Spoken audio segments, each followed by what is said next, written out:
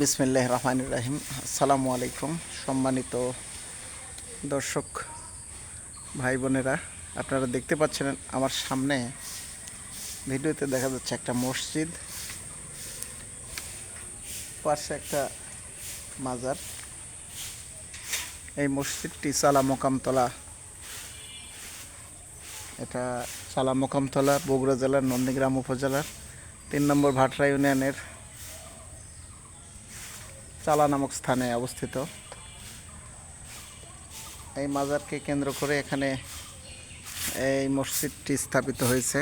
পাশেই দেখেন একটা শান বাঁধানো একটা পুকুর ঘাট। সম্প্রতি অতিবৃষ্টির কারণে পুকুরের পানি একদম পরিপূর্ণ, পানি একদম কত কাছে চলে আসছে দেখেন। আর পুকুরের মাছগুলো দেখেন কেমন নড়াচড়া করতেছে। মুরব্বী এখানে মাজার মসজিদ কমপ্লেক্সের পরিচ্ছন্নতার কাজে ব্যস্ত। দেখছেন কেমন মাছ। এখান থেকে পানি বাড়ানোর রাস্তা নাই, যে কারণে পানি এত ভরপুর অবস্থায়। প্রতি শুক্রবার এখানে জুমার নামাজকে কেন্দ্র করে দূর দূরান্ত থেকে শত শত দর্শনার্থী এখানে আসে। বিভিন্ন মানসা, তারপর দান সদকা খয়রাত এগুলো করার জন্য আশপাশের জেলা থেকেও এখানে লোকজন আসে।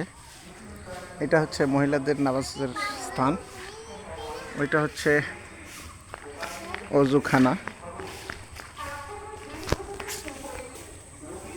দেখতে পাচ্ছেন এখানে সম্প্রতি সুন্দর একটা আধুনিক অজুখানা, শৌচাগার, যাবতীয় সুযোগ সুবিধা সম্বলিত একটা স্থাপনা।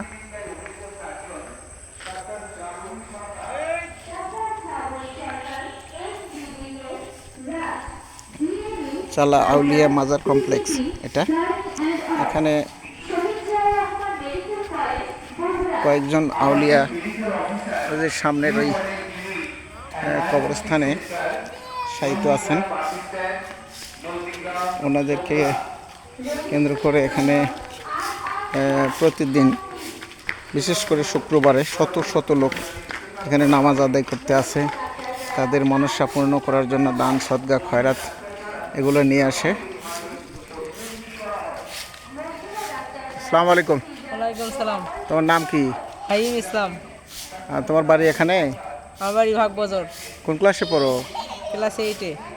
আচ্ছা, চালা সম্পর্কে তুমি কিছু বলো তো। এখানে শুক্রবারে কেমন লোকজন হয়? ভালো মানুষ হয়। আমরা যার মানুষরা টানসা থাকে আসে করে ক্ষীর পোড়া যায়।